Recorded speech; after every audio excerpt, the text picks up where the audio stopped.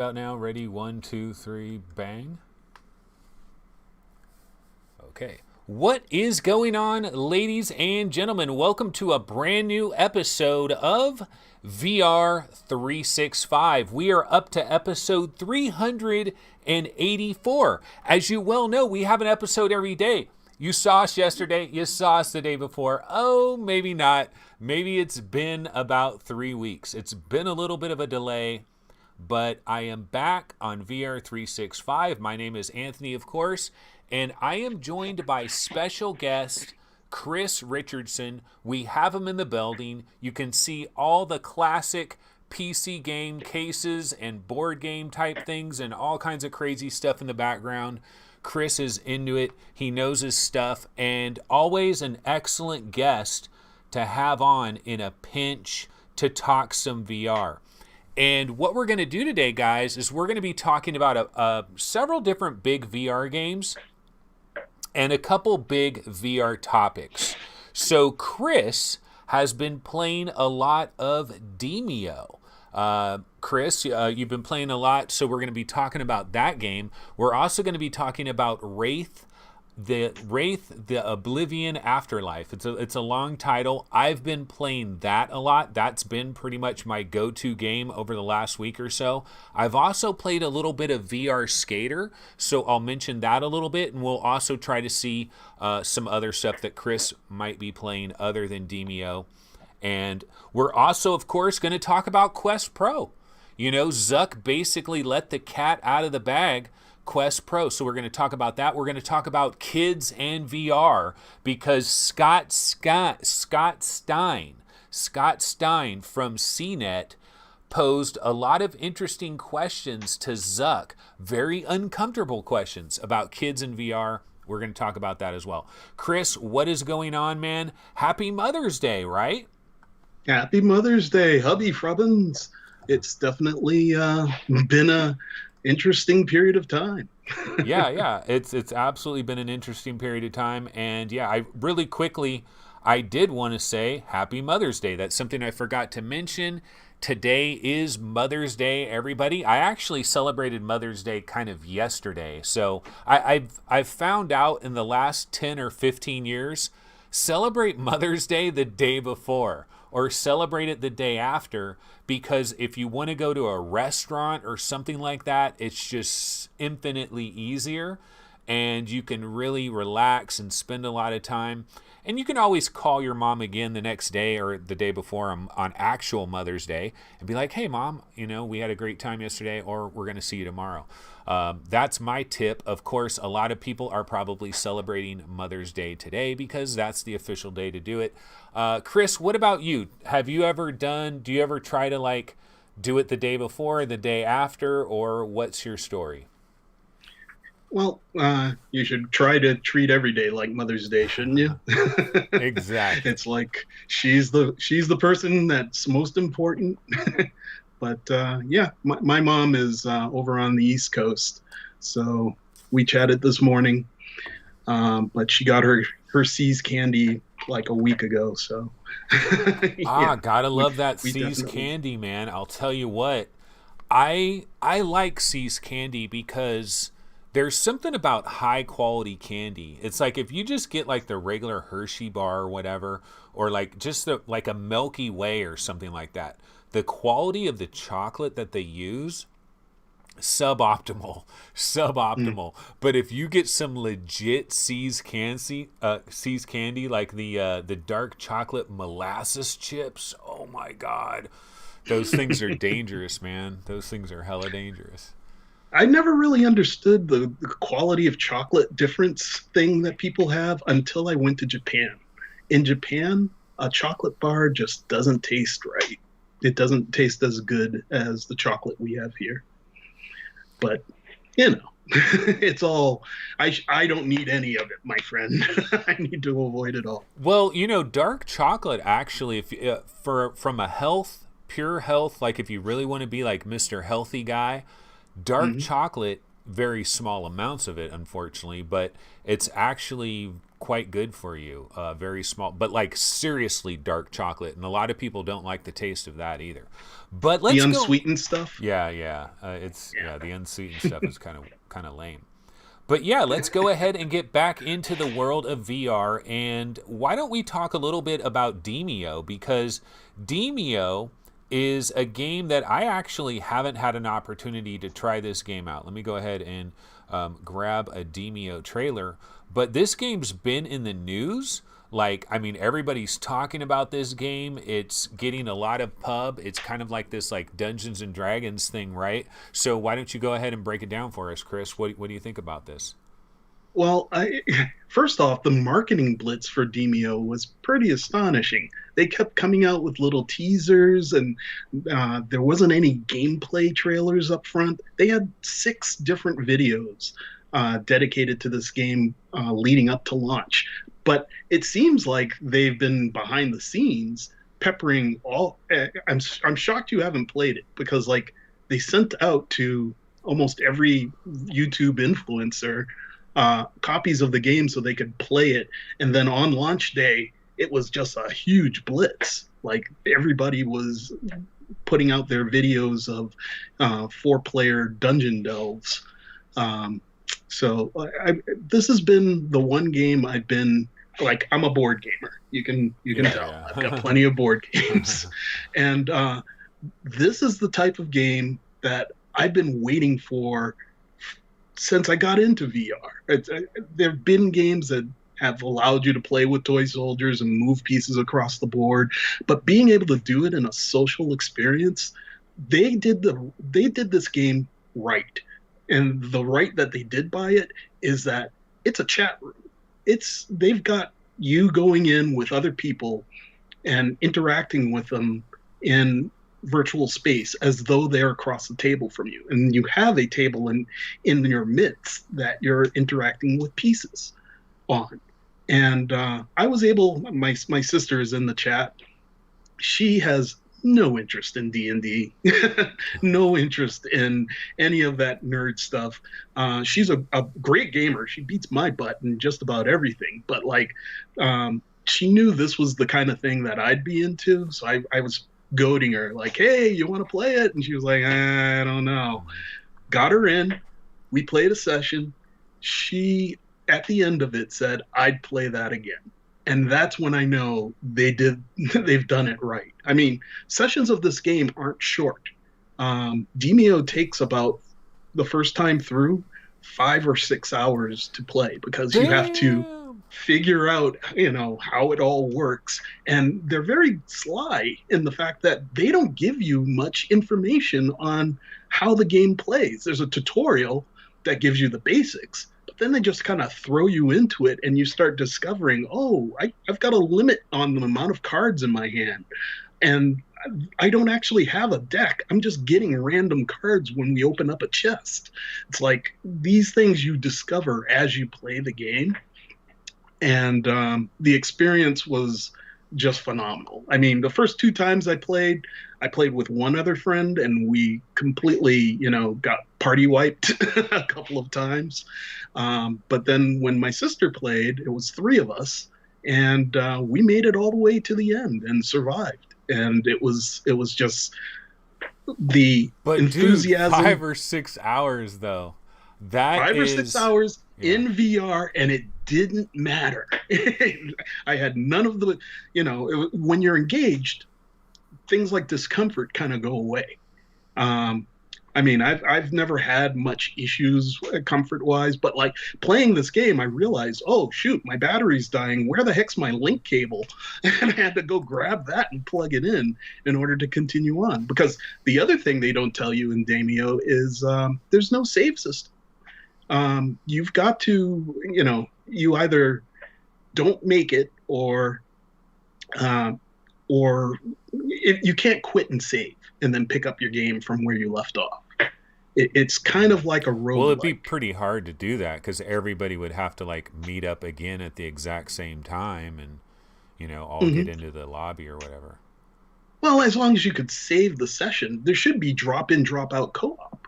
Like, I should be able to continue on. In fact, you can. My friend was playing with his Vive. That's the other thing. It's cross-play, and it works beautifully. I had a friend on a Vive. My sister and I were on our Quests, but he has the battery pack for the wireless Vive connection, and after 4 hours, his thing futzed out, and he had to go, and I was able to continue on. That was when we were playing two-player. I was able to continue on after he'd left. But being alone, I got completely creamed. The second time we played, he charged up his battery in preparation for it. And even then, when we were getting toward the end, he was like, my battery's about to die, guys. We've got to rush. So we started rushing it and made it to the end and succeeded.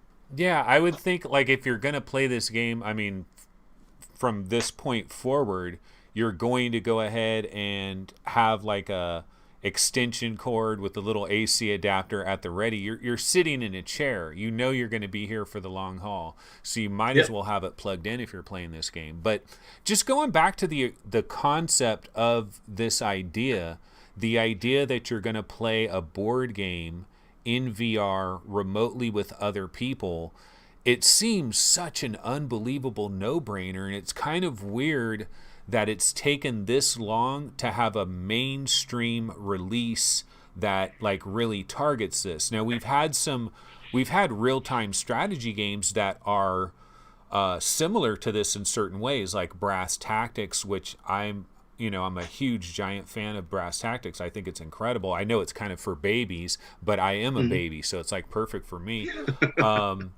But they've shown that this type of board game thing in VR works incredibly well, but we haven't had like legit board game scenario. And the advantage with it is when you're playing a board game in real life, there's the time to set everything up, the time to clean everything up, and that would be completely eliminated. Also, people don't have to drive over to the same person's house, or you have other people living in different states, different places. Now they can all play this game together.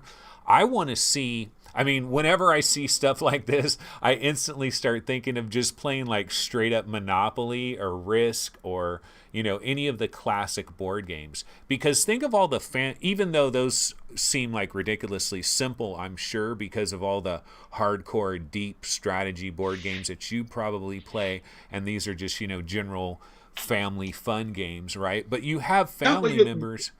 Yeah, you have family members spread around, and like just spending time with them in that way where you're kind of bullshitting, but you're playing a game as you go along. So you have something that you're doing, but it's really the interaction that people are having with each other. I'm sure a lot of people are probably playing this game and they've got a beer pretty close to them as they're going through this. It's a 6-hour session. You're going to have to order some pizza. You're stuck there. Like, this is kind of harsh. I don't know. What do you think about all the regular people, the regular Joe Blows that might buy this game? Are they going to be ready to play for 5 hours? Because I know the VR diehards are, but that's if you actually complete it. The first time we played played a game, we got party wiped in the second dungeon, and after having had that experience, I was expecting the person I was playing with, my friend Dickie Payne, to say, okay, I'm done. We'll see you tomorrow. And he was like, you want to go back in? Like, immediately we restarted the game that session. So we had enough fun. This is the thing with what you're saying makes sense. My partner, I tried to get her to play, and she's like, how long does it take? That was her first question, because she was already thinking, I heard the weasel words come out of her mouth immediately. And I'm like, oh, because one thing I did discover, I have 2 quests. I have a Quest 1 and a Quest 2. So I bought the game. I installed it on both units. I'm like, hey, can I do the walkabout mini golf and have both of these headsets in the same session? And I tried that and it didn't work, which pushed me to actually look into this whole second account and app sharing capability, Yeah. which I guess only works on the Quest 2. Those options aren't available on the Quest 1. Yeah. So I app shared. I got my girl's Facebook account, put it on my Quest 2, switched over to her account, and then on the Quest 1, I launched the game and had her put the headset on, and we were both able to get into the same game. So I was like, yes. Yeah, that's a nice $30 savings right there, right? Well, it's also promoting, to get. I mean, I love Walkabout for the fact that they allow this to happen, and I hope this isn't like, oh, this can be done. Let's lock that down and kick it out. That would be terrible. Being able to have a group of people in your house who come over, and then a couple of other friends who are remote, be able to do the same thing. That's the perfect board game scenario. And this premise, this very idea of being able to play a game like this, is what prompted me to kickstart Tilt 5. Like, if you look at the Tilt 5 promo video for their Kickstarter, it was a group of friends sitting around playing a Dungeons and Dragons game. And they had a remote friend who wanted to play, and they dialed in and were able to play with it as well. That whole system was like, the whole appeal of that system was being able to do the very thing that for $30 Demeo has done. And this is only the beginning. I mean, there's nothing saying they can't do different genres, like have a horror game like Cthulhu, or have a game like a space an alien style dungeon crawl on a derelict spaceship. All these things. This is just the beginning. They've already said that they're coming out with more modules for the game as is. And during one of Seb's Next Reality podcasts, he had the CEO of Resolution on, and I asked in the chat whether or not there'd be tools for players to create their own adventures, and he hinted towards that being a direction that they are moving toward. I'd pay money for that. I'd pay cash for that. Yeah, what would you pay for to have like a very specific board game completely recreated in VR in this sort of way? Just to have the ability to remotely play with people from around the world, basically, and but it be VRified in the proper way. A developer like Hidden Path Entertainment is freaking designated to be the developer of it. Which game would you want the most? Currently, probably Mythic Battles, which I can play using Tabletop Simulator, which is a Steam game that allows you to. It's basically a physics playground with a bunch of models that you can use to put together your own board games, and people have been doing that. And interestingly enough, like, there's Tavern Tales, which is on SideQuest currently, that allows you to play RPGs in that sort of way in VR. There's a Kickstarter going on right now that I looked into, and my only issue is it seems like everyone who's playing needs to have their own version of the game. And that's kind of a rub. There's issues when you start doing these things.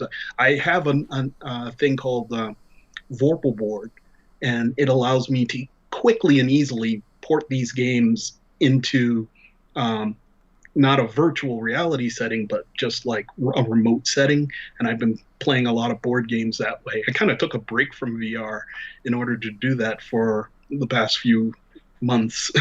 So like, this is the thing that brought me back. This is why I like reached out to you and went, hey Anthony, have you played this thing? You want to talk about it? This thing's awesome. Yeah, no, I haven't played it, and it does look cool. What about like real Dungeons and Dragons? Do you think I mean, I know they make games for Dungeons and Dragons, right? They get licensed out and stuff. Do you think something like this is something, because I remember playing Dungeons and Dragons like back in high school or something, and it being kind of complicated and stuff, but like also really cool. And it would take an entire day. Basically, you'd go over to someone's house, and for that whole entire day, you're pretty much there and you're playing. And it was like super cool, but it's like detailed. You got to put a lot of time into it. But if somehow it could be made in VR where all the rules are like automatically baked in and stuff, do you think that's something that will eventually happen? Well, all you need in order to play Dungeons and Dragons is a set of dice and, a physics simulation to roll it. That's what Tavern Tales is doing. It's basically a DM screen and, a bunch of tools for you to port any role-playing game into it. So that kind of thing exists and people are playing it. I noticed in the chat during the resolution talk, gaming science teacher was like, well, I don't like pure combat games, and that's what this is. I prefer something like Tavern Tales. And I was like, the combat focus of a game like Demeo is what generates the storytelling.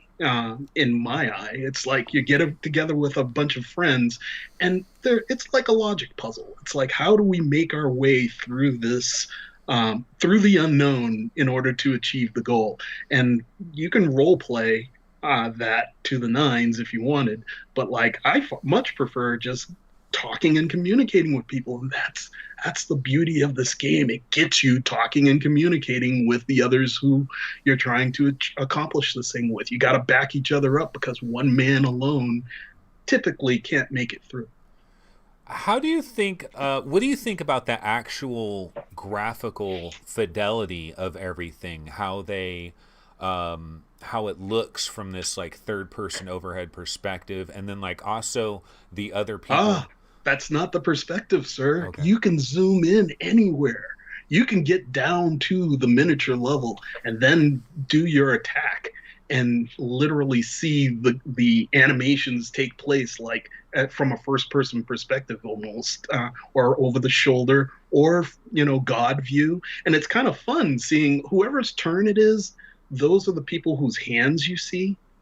Everybody else is just like a face mask, and like you can change your perspectives and change your zoom. So some people are like really tiny because they're way down there on the board. Other people are godlike, and you'll see like, they're taking their turns and their hands are like these giants' hands that are moving over you. So it's pretty fabulous. It can lead to motion sickness because my girl is way susceptible to motion sickness, and just the few seconds she had on and moving the controllers to her hand, it like moved it, and she was like, nope, don't like it, I'm out. But I think once you understand how it works and set it up, I mean, they've done so much to make it comfortable for people. You can tilt the board, you can tilt the whole thing so that it's 90 degrees. And they said that's so like you can be laying in bed and have a perspective where you're not craning your neck around trying to see. And you might thought need of everything. Yeah, you might need to lay in bed if it's going to take 5 hours to do the entire damn thing. If you're having fun, who cares how long it is? That's always my response to this. How much time is it going to take? It's like, what do you got going on that you need to ask that question? Do you want to have fun or don't you? That's the question to me. Yeah, but wow. I don't know. See, now I told you 5 hours and you're already, I don't know about this. That's the problem, because sir. I don't like. If you're having fun, who cares? But people will be like, dude, let's watch this Harry Potter movie. And I'm like, wait, what's the running time again? I'm like, nah, man. I've gotten used to watching The Walking Dead. It's like 42 minutes. It works out real nice, But yeah, well, I'm glad. I mean, the one thing I'm glad about is that this is a successful venture, and Resolution Games talk about these guys. God damn, if you were going to work for one single VR developer, a great one to work for would be Resolution Games. Think of how many games they pump out on such a regular basis. They've got to have like multiple development teams under their umbrella. And that's something I would be curious to. Too bad I should have been on Next Dimension podcast yesterday. I could have been on there and talked with the guy. I would have asked him about this, like how many internal teams do they have, because they've got so many games, and then the vast majority of their games have all been successful. They only have like 1 or 2 games that you might consider a dud. One of them was an Oculus Quest game like Wonderglade or something like that. That one bombed pretty hard. Nobody really got it. But like every other game they've got, I mean, they did Angry Birds, all kinds of stuff. Resolution Games is like busy beavers for sure. Well, Wonderglade actually came out for the Daydream. It was a multi-platform experience, and they've been looking into other things like AR. They did Angry Birds, Isle of Pigs. That's an AR game that they put on the Magic Leap. So like they were Johnny on the spot, and you would have loved talking to this guy because he was very open, which is, a rarity when you're talking. He was the CEO of the company, so like who's going to tell him, no, I can't say these things? He gave numbers. In 48 hours, they made $500K with this game. Wow. From launch. That just shows you, honestly, what that shows you is the power of the Oculus Quest 2 right now. And that's what they said. Yeah, it's the power of the Oculus Quest 2 right now, the popularity of the Oculus Quest 2 right now. And we are going to be talking, ladies and gentlemen, we're going to be talking about the Oculus Quest Pro, which appears to have all but been confirmed in an audio interview with Scott Stein. And we're also going to talk about kids and VR. But before we get into that conversation that Scott Stein had with Mark Zuckerberg, I want to talk about a game that I've been playing. This has been my go-to game for like the last, week and a half or so. Let me see, I can grab one of the trailers on it. And yeah, so what I'm talking about here is Wraith, the Oblivion Afterlife. And one of the things I mentioned in one of my recent episodes is that I have not been reaching out to developers at all and asking for keys for anything lately. Like I've really avoided that for a while, just because most of the developers really expect you to deliver some serious content within us, and I just don't want that pressure on me. It's like, look, if you want to let me try your game, I'll try it. Oh, I need to do that. I need to be able to move that box. I'm actually stuck in this game, and I need to learn how to levitate that box. But that's a different story. But yeah, so I haven't really been asking for keys lately, but this is a game I did actually contact Fast Travel Games, and I asked for a key for this game. Or maybe I haven't gotten this ability to levitate yet. Maybe I have to learn it somewhere or something. Because I'm about 45% through the game according to what it says, but I haven't levitated anything yet. And I believe that's why I'm stuck. So I'm gonna switch to a different trailer because I haven't even actually seen this part, and it is spoilers. You're spoiling yourself. Yeah, dude, this is straight up spoilers right here. I mean, this is like hardcore spoilers. Yeah, let's switch to the Wraith launch trailer. Okay, so anyway, I did contact Fast Travel Games, and I did ask for a key for this game, which is a little bit unusual for me. And the reason I did it was I loved Apex Construct. Apex Construct is one of my favorite early days VR games. I liked it because it had this full entire story. It had really good voice work with father and mother, these two like AI things. I thought the story was cool. The graphics were, kind of like not the greatest in the world, but it all worked. It had great sound design. I was a fan of Apex Construct, and this is Fast Travel Games, and this is their next big release after Apex Construct, really. I mean, this is their next big one. I know they've done other stuff, but I think the bulk of their Apex Construct team, when they were done with Apex Construct, this was probably their big long-term project that they've worked on. And I've been playing this for like a week or so now. But I just, I jump in the headset and I get like a half an hour here, half an hour there. And it starts off slow. I've actually got a ton of complaints about this game. Maybe this is why developers don't want to give me keys or like, but I actually have a list of like positives and negatives. And the list of negatives is like way longer than the list of positives. But here's the thing. This is the game I keep going into. Like when I'm later today, when I have some time to jump into VR for 45 minutes, I'm going to jump in here. This is the game that I'm going to jump back into. This is my go-to game. But I'll mention some of the negatives.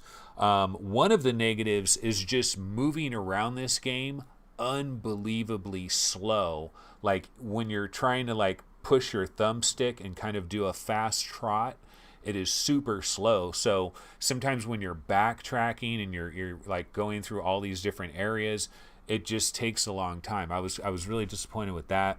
The game starts off extremely slow as well. Like somebody could play this for the first 1/3 of the game and think this is mostly like a walking simulator, that like doesn't have any like where's the actual gameplay and stuff. Like it starts off really slow. You're just walking around and you're basically having story unravel. Like you can't even die for a long time in the game. Another issue about the game that I thought was kind of disappointing is like your hands. So you have really good inverse kinematics in this game.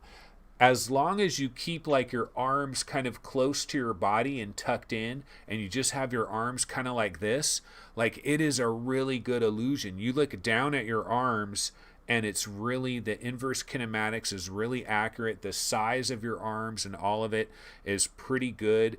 And so you get a good level of immersion as long as your arms are relatively tight and you're kind of just looking in this area.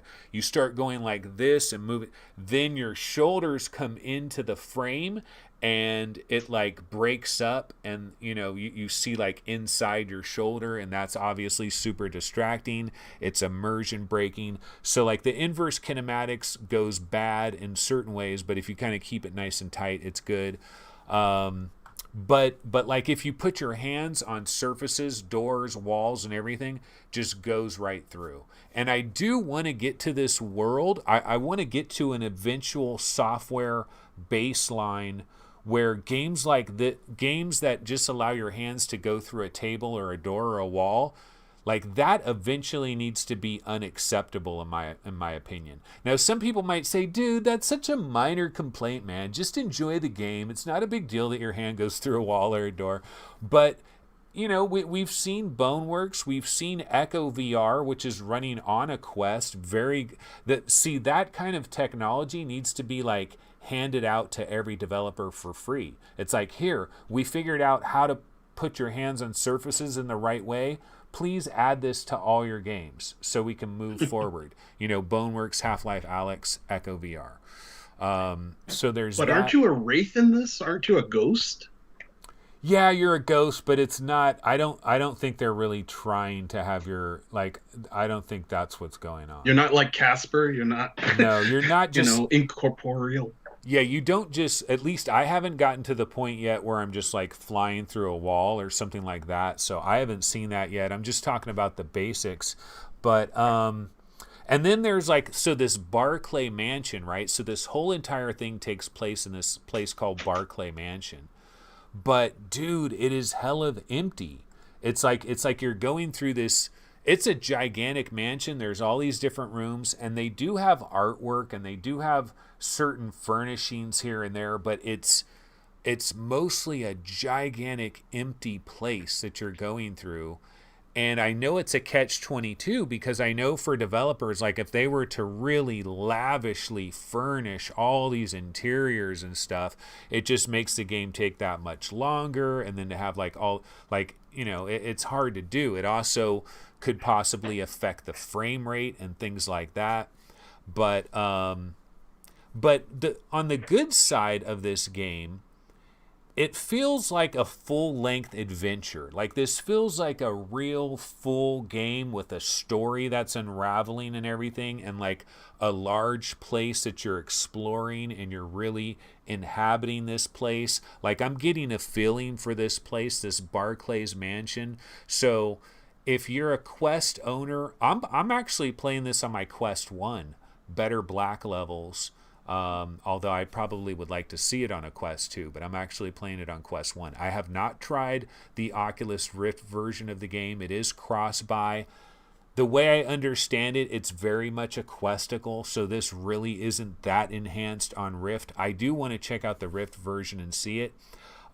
Chris, what about you? I'm sure that you've heard of this game, but you were just mentioning that you were kind of out of VR for a while. You got back in because Demeo is like right down your alley. Wraith the Oblivion, probably not so much. Have you been paying attention to this game at all or heard anything about it?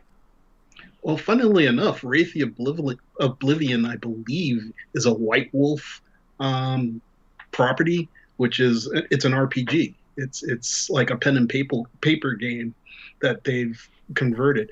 And is this solo? Is this like a solo adventure? There's no co-op. You can't play this with somebody else, correct? Yeah, as far as I know, it's just a single player experience. I have a friend who was like, "Oh man, are you getting Wraith? I'm getting it first day," and he's a big RPG guy. And I was curious to find out how it was. It struck me as looking a lot like The Invisible Hours, which I know you were a huge fan of, and had even less gameplay aspects to it.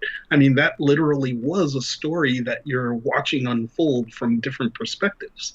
Yeah. So this strikes me as being along those lines, but they've gamified some of it so that you have a direct impact on things. Is that correct? Yeah, well, it reminded me of The Invisible Hours. It also reminded me of Wilson's Heart, because it is it's kind of this horror thing, and it actually reminded me of Wilson's Heart to some degree, because when they have these scenes with these like hologram characters that are like reenacting a little moment in time, it's like a flashback that happens, right? And it's very retro. It's black. The characters are like black and white. It's kind of retro. It's kind of hologram. It's kind of like Transference. If you play that game Transference, there's certain times where the guy's like, digitalized and he's like talking to you or something, or he's like acting out some sort of sequence and you're just witnessing it. And that happens in Wraith the Oblivion. You get to these certain places and like a little memory basically happens. And so that was the first part of the entire game, is basically you walking around to these different areas, and then these story sequences activate, very similar to Invisible Hours. Now, Invisible Hours, in my opinion, it's not a game. There's almost no interactivity whatsoever. The interactivity that is there is nowhere near enough to be considered a real game, but I think it's an incredible achievement for how you could have location-based storytelling that could be done in VR in real time, that has replayability because you can't be everywhere at once. Incredible Hours is an incredible idea and concept for location-based storytelling, and I can't believe no other developers have followed up. I can't believe Tequila Works hasn't followed up with that. I mean, I thought it was a great idea. They could have sold that. They could have said, this is the first real VR movie. Like, this is legitimately an effing VR movie. You're a ghost that can float around inside this VR movie and watch it from any angle. And in this game, Wraith, when these people are talking, or somebody's just talking by themselves or whatever, you can, get all up in front of the person, behind them or whatever, and you can kind of look at them. And it's pretty cool from that angle, how they have that. Some of the other... Can you possess people? I mean, what are your Wraith-like abilities? Yeah, we know telekinesis is coming. Yeah, so far, I'm 45% of the, on the percentage when I load the game, it says 44% or whatever. So I'm 44% of the way into the game. I'm at this point where you have to find these 7 different items that belong to people that were at a seance table. And I think I have 2 more items that I need to locate. And so that's where I'm at in the game. And I haven't really, like, the only thing I've been able to do is run away. Like, in the first part of the game, first of all, there was no actual threat. There was no threat. Like, this is one downside in a video game or a store, like, especially a video game. If you don't show somebody that they can die early on, like if you haven't shown somebody the rules of potentially dying, you know, as a video game player, subconsciously, you know, I can't die. I'm not going to die right now because they haven't even showed me the rules of dying. So what I think developers need to do with these kinds of games is have you die early. Have an ability for you to die early so you can explain the situation that, look, you can die. And then you could still have like a 3-hour sequence where you're never going to be really in threat of dying, but you can at least think that the chance of dying is possible. But if you're playing a game and they never show you the rules of how dying happens until like 5 hours into the game, you know you're safe, right? I mean, I knew I was safe. Have you ever experienced that in a game? Yeah. I mean, invisible hours. I mean, I know it's not a game. It's well, you can't die at all, period. 10 hours. But yeah, that was one of that and the fact that I still haven't played Transference, even though I purchased it also many moons ago. On your recommendation, these are the reasons I did not buy Wraith. It's like I've got too many other experiences to take. I've got Wilson's Heart. I played, I don't know. I don't even know what the percentage of Wilson's Heart was that I played, but I need to go back and finish that. And I'm really bad at that. I've got Apex Construct. Oh. I've got it on 2 platforms, and I haven't, I tasted it. I got a sense of what it was about. It looks cool. It looks like it's a Bioshocky VR experience. So, yeah, I definitely want to check these things out.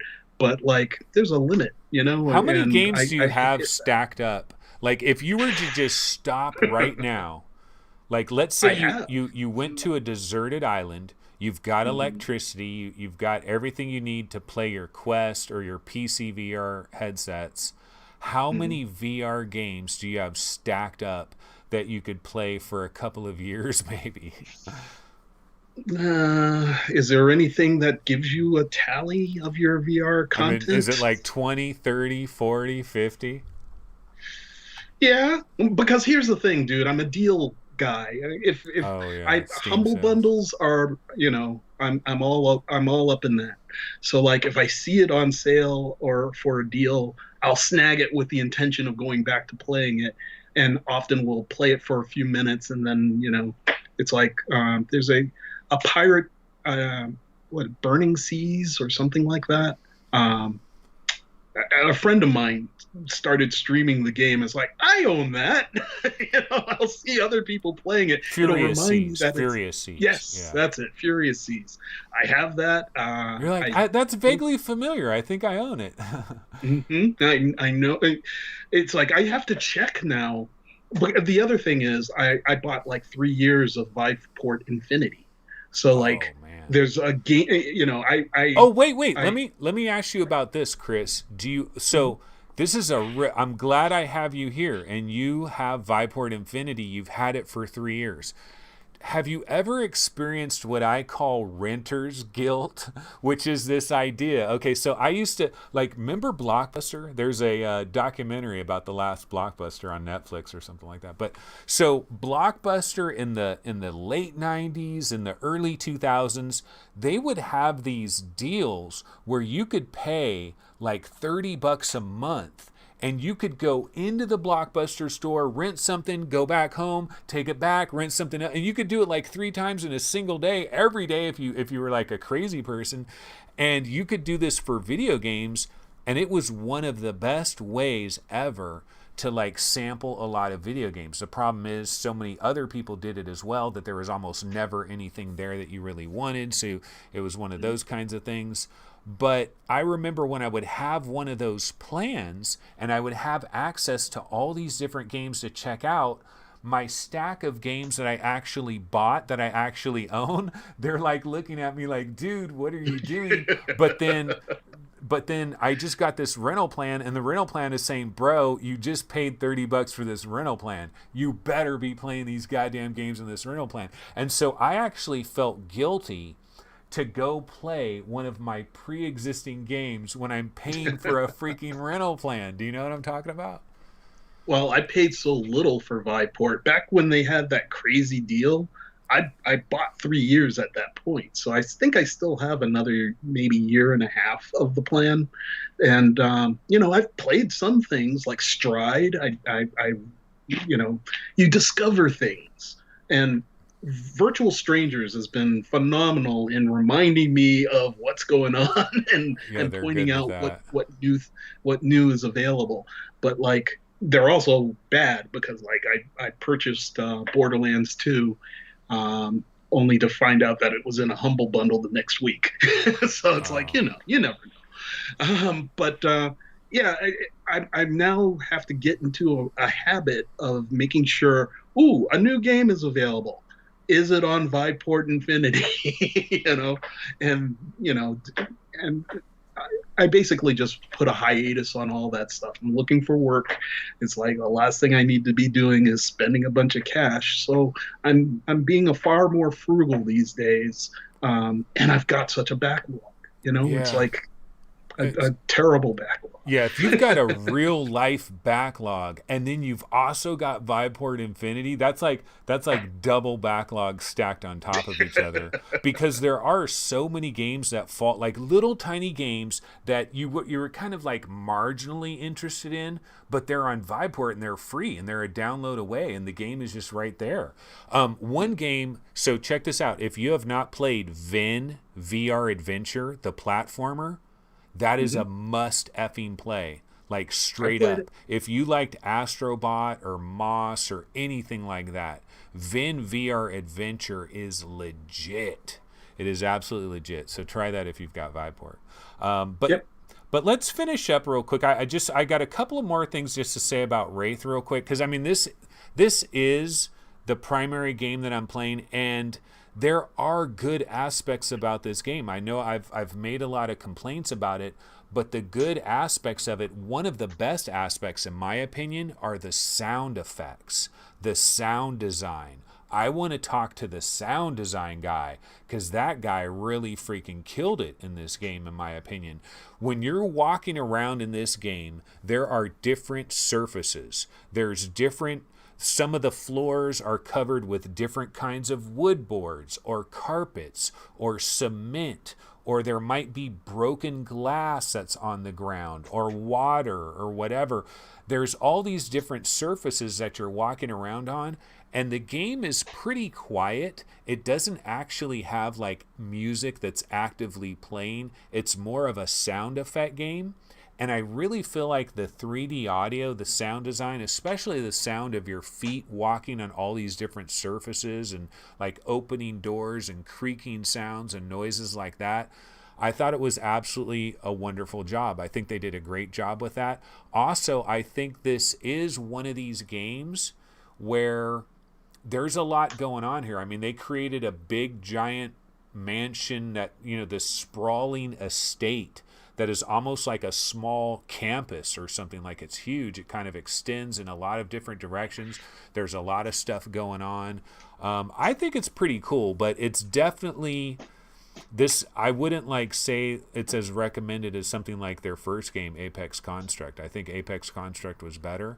I think there's some good things that they do in this game. But yeah, I'm still playing it. I'm enjoying it. I need to figure out what the hell is it terrifying? Are you frightened? No, but there's been a couple of points. I mean, there's a couple of points where like a certain thing is triggered and then it like activates this thing that's coming after you, and then you die if you don't, know what you're supposed to do. So it does jump scares? Is it jump scary? Is that what it's doing? Or is it just a mood of... It's more like there'll be different times you'll get to a certain spot and you'll trigger something that happens, but I wouldn't really call it a jump scare, because like it's not like you trigger something instantly. It's like you trigger a sequence that starts to unravel a little bit, and so I wouldn't really classify it as a jump scare. So transference or afterlife or Wraith, or Wraith the Wraith. Oblivion Afterlife. Yeah, definitely See, transference. Yeah, Afterlife seems to transference. be the biggest title there. I'm looking at the trailer. Yeah, it's Is it confusing. The name. I mean, Wraith is the name basically. Like, I mean, you okay? would think the name is Wraith, but yeah, it's a pretty good game. I still like it. I'm gonna still continue to play it. It's the one that I'm banging away at, and Cool. so that is Wraith the Oblivion Afterlife. But you know what? I want to talk really quick about a conversation that Zuck had, and this is with Scott Stein from CNET. And let's see here. I'm going to try to see if I can grab a little trailer of some type that might be related to this in some way. Hold on a second. But yeah, has there been anything else you've been playing, Chris, in the meanwhile besides Demeo, Um, like since you got back to... Basically, I still play a lot of Beat Saber because I can play custom songs. I use Beat Sage to put my own tunes into Beat Saber, and that makes that game a forever evergreen property. How how does that still work? Like, how have they not eliminated that? Because modding your Beat Saber is 100% legitimate on PC. Oh, okay, I mean, PC, it's a PC. little bit of a trick to make it work on the Quest because you have to, replace the executable and acknowledge the fact that you're doing so. But you can do it. That's one of the things I'm doing with my Quest One. It's like my Quest One has a modded version of Beat Saber. I don't touch it. It's like there have been updates and people are making it work, but like I hear like the latest version of the Quest mod is a little flaky and whatnot, and the version I've got on my Quest One is rock solid. So I just use that for all my modded Beat Sabering, and this Beat Sage, which is a website that you can point any YouTube or MP3 file to, and it'll generate tracks for you. And yeah, they might not be as quality as the handcrafted tracks, but they get the job done. And I've seen over the time of my playing Beat Saber, like expert is now a thing I can do with like the original tracks, like the actual tracks that they make.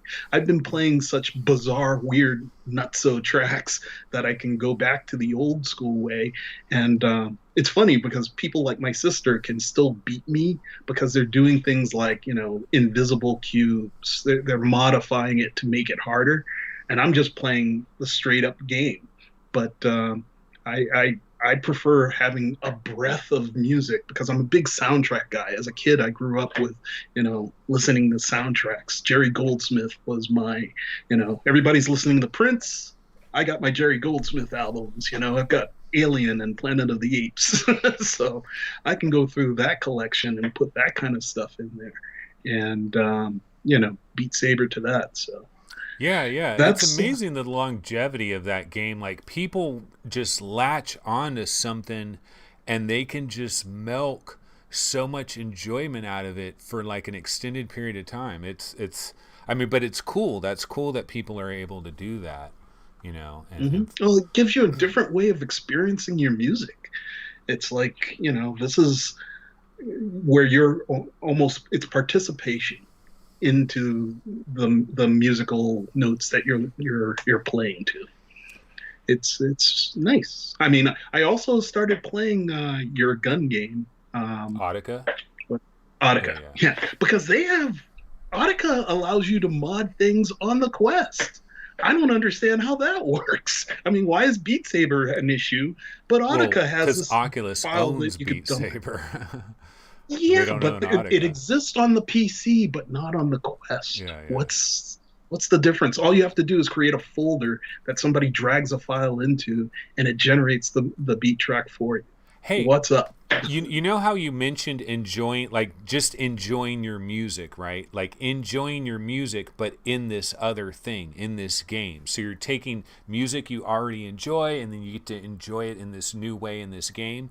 You know what I used to do? I probably have videos where I talked about this, but like in 2016, when I first got into VR, in like 2017, my Vive days and stuff, one of the things that I would do, I have these big ass tower speakers that are in the background here. They're made by Energy, this Canadian speaker company. They are badass speakers. I mean, these things can thump like you. I used to work at a like it was like a Best Buy type place, but a higher end type place, and I bought these as an employee with my employee discount and got these incredible effing speakers, like once in a lifetime kind of speakers that like a super rich person would have. But I was able to get them because speakers are like 70%, 80% markup, and I was able to get it at cost. But anyway, what I remember doing in the early days is I would play Space Pirate Trainer, but I would put the I would have the sound effects for Space Pirate Trainer, but I would basically turn off the audio, and then I would have my own audio playing on my computer with the sound effects perfectly balanced. So the sound effect, I'm hearing all the sound effects, but I'm hearing I'm hearing an entire playlist of music while I'm going through. Oh, dude, it was so awesome, and it was so loud and so powerful and thunderful, and also because it's ideal when you're doing an experience that's front facing, because you have these big ass tower speakers blasting you and all the action is happening in front, so you're just here in front, you're shooting everything, right? All the sound is coming right here, and it really works great. And that was awesome. I had a lot of, so I can see what you mean in terms of like enjoying this music that you already love, but having it like being able to enjoy it while you're also in a game that you enjoy as well. Like it's a double bonus. Yep. It's your own soundtrack.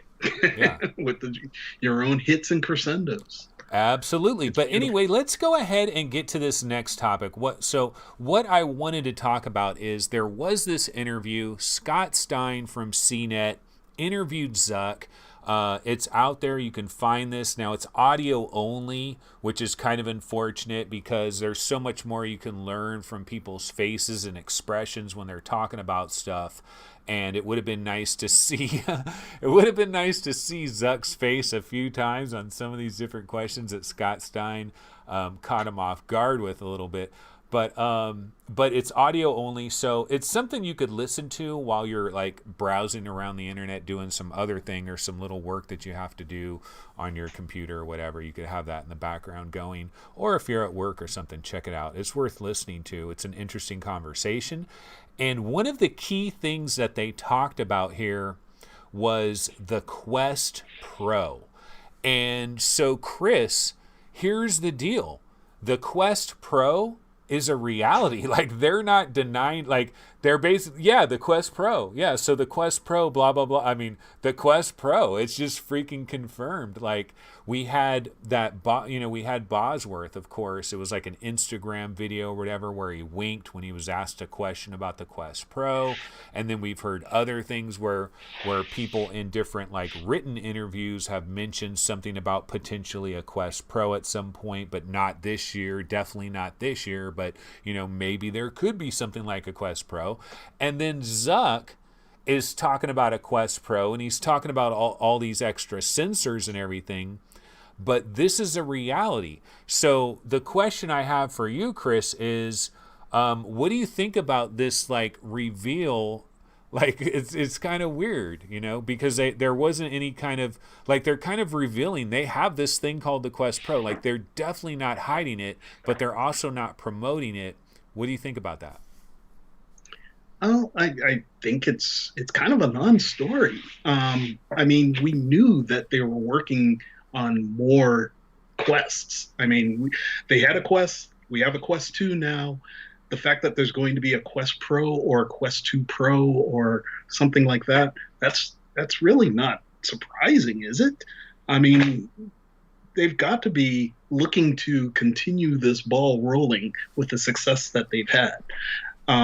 the thing that I took away, I did listen to this interview, is that Zuck was kind of talking more about the fact that making it low enough cost to get as many eyeballs into VR as possible. That was the thing he was super happy about and proud of. And he mentioned, yes, there is some leeway to up the price in order to get more features in. But like that was a side optional thing. I think they're more concerned with, continuing to make strides in this business, and like the success of Demeo shows that they're that comment that who was the guy who said I have no interest in I have no interest in gearing my way towards the bottom. Like he was part of the Oculus group yeah, like the lowest common denominator type thing. Yeah, he was like really down on the idea of like them not focusing on the ultra high end and them going for something cheap. And I remember back in the day when I was looking at this, it was like, mobile, bah, PC is where it's at. But it's like, look at what we've come to, my friend. It's like this mobile thing is it has far more juice behind it than we could have ever dreamed. And the fact that they've lowered the price instead of raising the price and given us more, that's just unheard of in a marketplace. And it's the smart thing to do if you want to own said marketplace. They were slow, and everybody looked at Apple getting into music. They looked at Apple getting into phones. They looked at Apple getting into iPads. But like Facebook looked at what Oculus was doing and said, we want to own that space, and they're doing it. So a Pro, yeah, that's great. And the fact that I want eye tracking, I want an IPD that works automatically. I want a wider FOV. I want more comfort. All those are the hallmarks of what would go into a Pro device. But I don't need it right now, certainly. I mean, after 3 years of going from the Go to the Quest to the Quest 2, I'm tapped out right now as far as gear goes. So I can wait another year or two for there to be real advancements in this space. And hopefully that's what's coming. There'll be other people putting out headsets, but it doesn't look like anybody's going to try and compete for that price that the Quest has. So I think they've kind of won. That's my takeaway from all of this. Yeah, I mean, just the one thing that we can think about going forward is this idea that they will have this mass market unit for $299.99, and that is their focus. That is their goal. They want 10 million people to be on their platform. If they have a platform that has 10 million people, that's an ecosystem that you can work with, and then you can build off of that. And they're probably pretty goddamn close to 10 million if you add up all the Quest 1s and all the Quest 2s. There's probably like maybe 2 million Quest 1s out there. There could be damn near 7-8 million Quest 2s, or pretty close to it. We could be getting really close to that 10 million number, and so they're going to want to continue to do that well off into the future. But at the same time, there's people working at Facebook Reality Labs that are probably a little bit, they're a little bit bummed out, because what can you really squeeze into a $299 unit? So if you have something like a Quest Pro that can offer this expanded experience, but it also is more pricey, it doesn't disturb this entry-level thing that you got going on. You still got the mainstream $299 unit, but now you offer this higher end option that costs more. It has extra sensors, it has extra capabilities. Of course, there's rippling, cascading effects that come off of this, because now you have a Quest Pro. Does that mean Quest 3 the legitimate Quest 3, which would be the $299 replacement for the Quest 2. So it would be this low entry level thing, but it would be adding more base level capabilities into this entry level model. So it'd be this improved thing. So the Quest 3 now, is that going to be delayed an additional year? And are you okay with that? What do you think about like also developers having to consider that a Quest Pro has all these, facial tracking capabilities, it has eye tracking.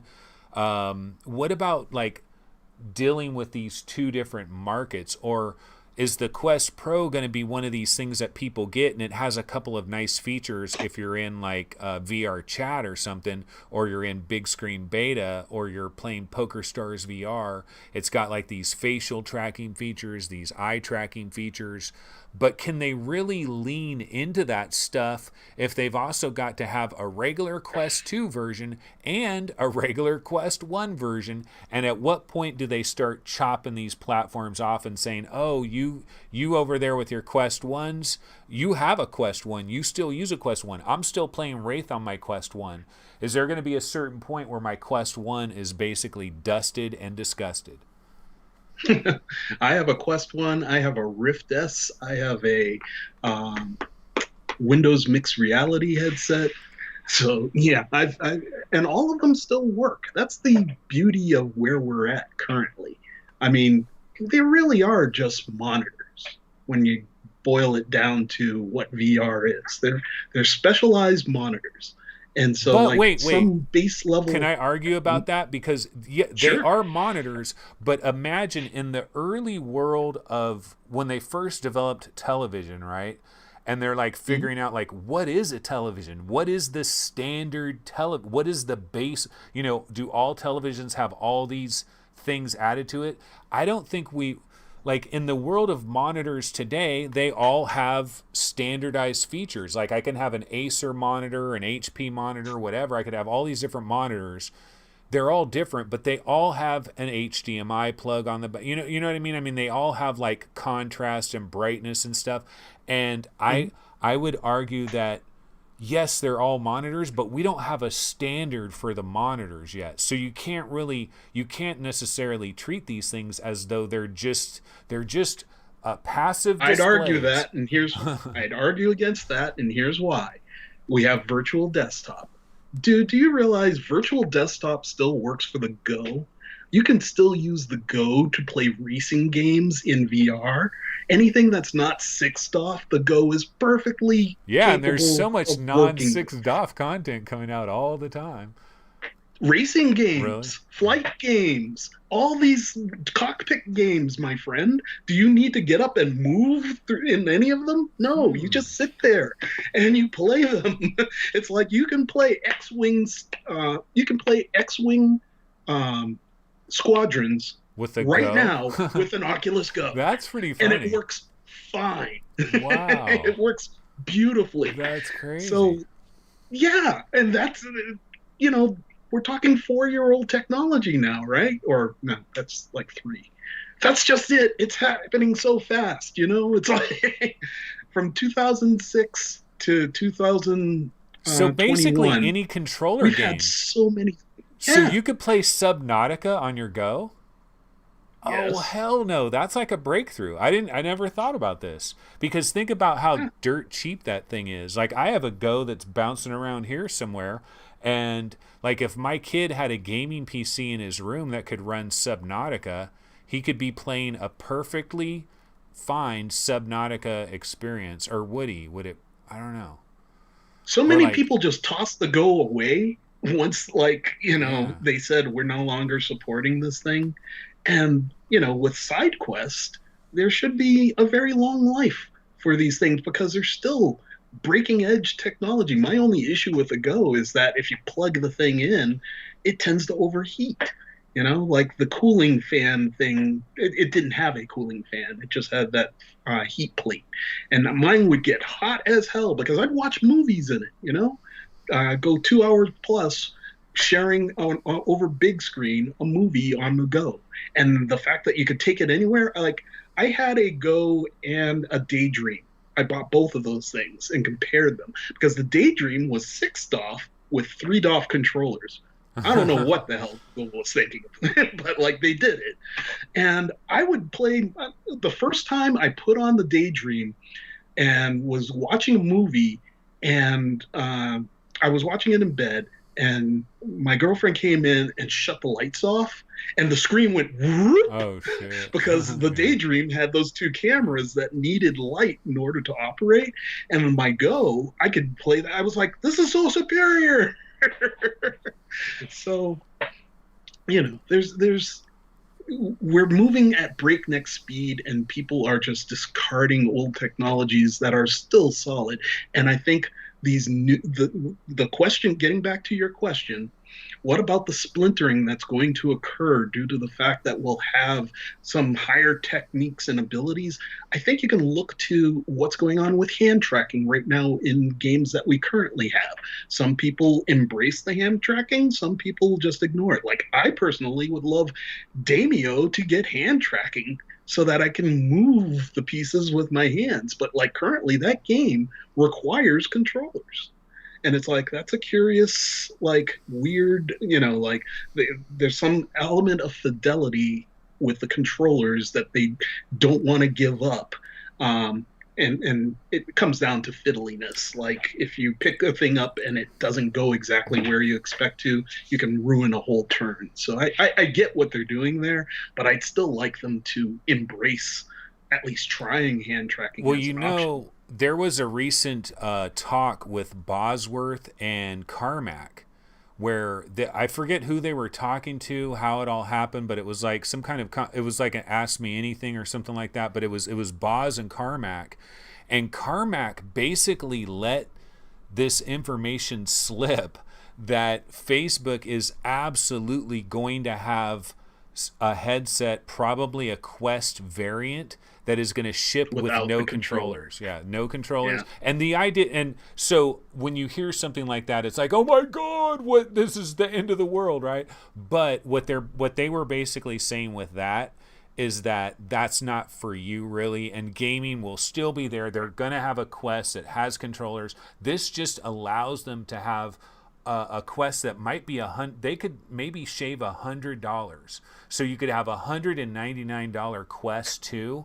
I mean, this would be probably Quest 3 or something, right? But it would be a Quest 3, and it would have no controllers. And think how small the box would be that it would ship in. Like, if you have there's a lot of advantages to having no controllers, and you just have this box, this headset, that's it. It's in a smaller box, the cost of shipping it, packaging, all that stuff.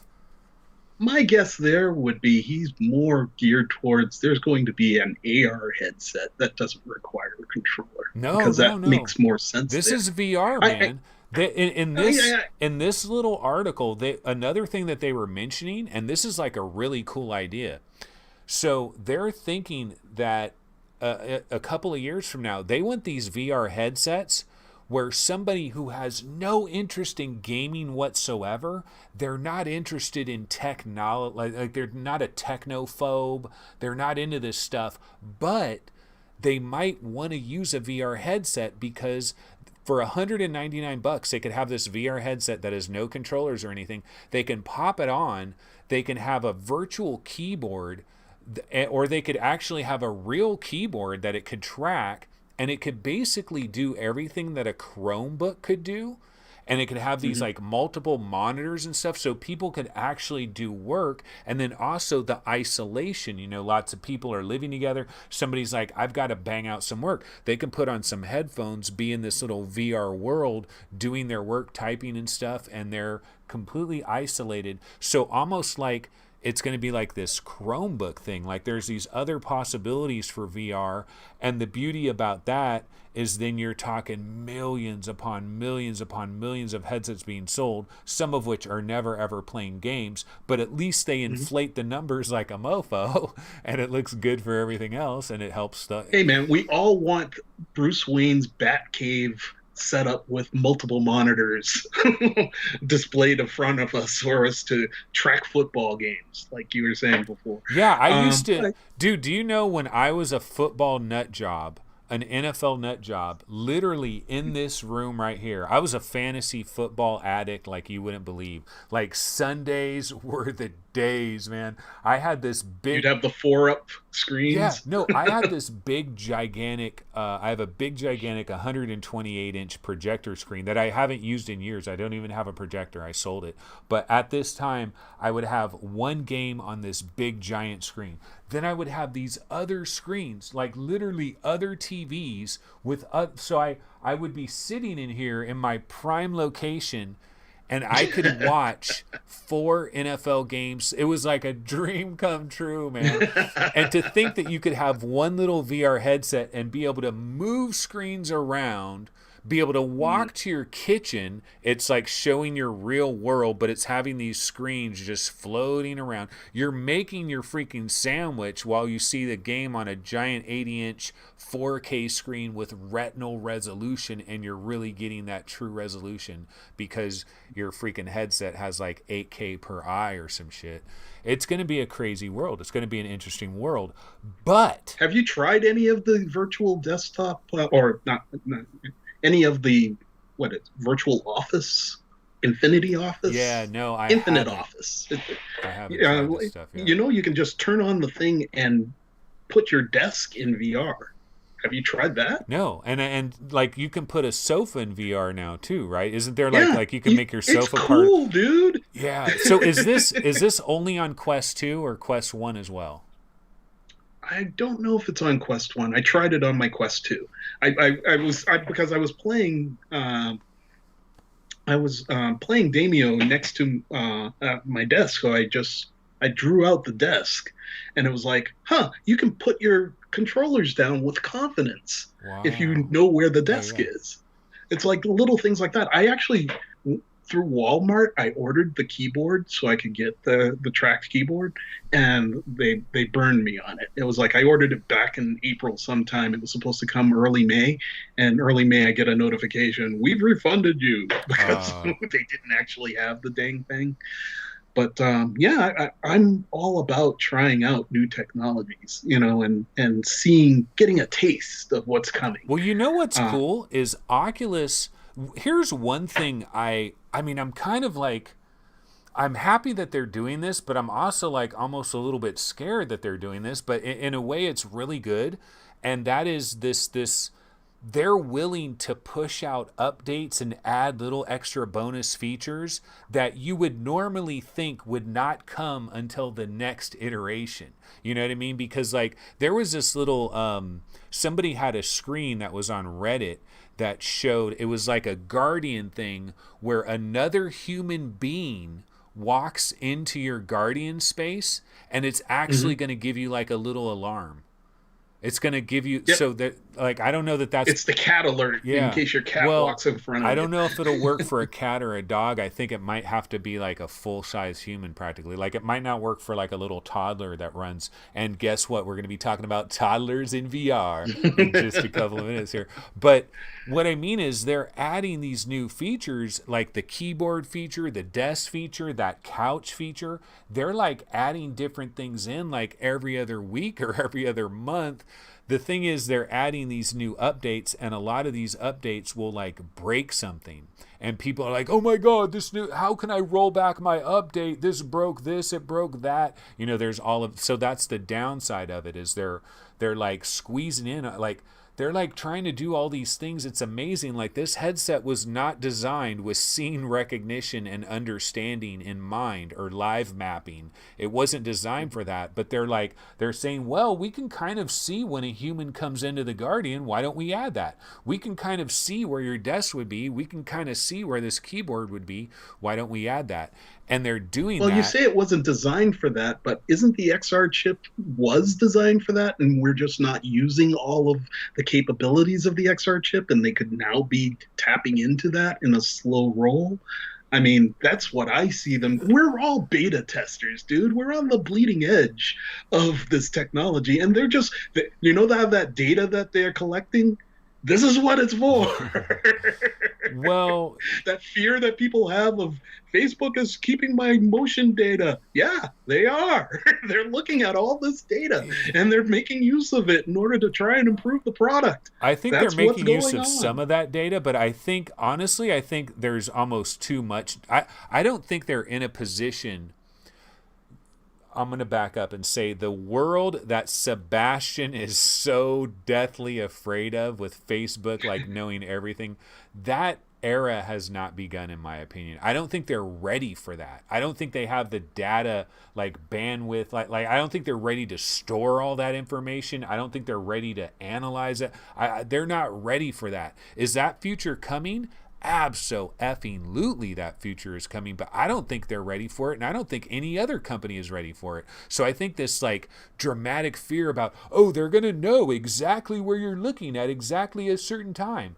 10 years from now, when they're able to store all that information and catalog it and put it into a file that is like zipped incredibly small, so they just have like tiny bits of data, because you're talking about a tremendous amount of data that isn't just free to store anywhere. Like that shit has to be stored. It has to be analyzed somewhere. I don't think it's as easy for all of this as everybody thinks, but let's not get caught up on that. Come on. Let's okay, get go out ahead. A What do you little want to bit. say about it? Go ahead. You know that Kent Bye. Have you ever listened to the Voices of VR podcast? Yeah. Every freaking episode, that guy is talking about Facebook reading your mind. Yeah. He's always on this aspect of we are being used. Okay, I should have him on this show. Doing it in a positive way. I should bring him on this show because I'm going to argue that, yeah, man, they're going to want to do that, but they're not able to do it right now. They're not able to store all that information. They're not able to they're not ready for that yet, is what I'm trying to say. They're definitely going to want to go down that rabbit hole, but they're not ready for it yet. And no other company is either. So, like, there's nothing to worry about right now, in the here and now, in my opinion. But yeah, but you know what there is to worry about, Chris?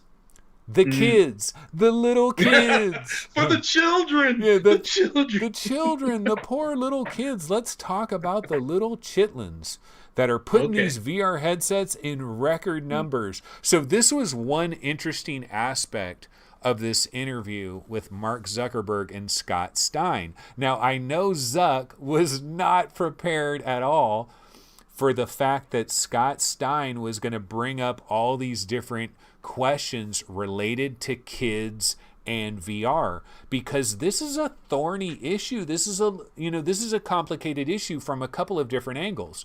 Number one, you're not allowed to have a Facebook account if you're less than 13 years old. So if you're 12, if you're 11, if you're 10, if you're like a little 5-year-old kid, you are not allowed to have a Facebook account. So you cannot necessarily buy an Oculus Quest 2 for little Timmy because somebody's account has to be put on it.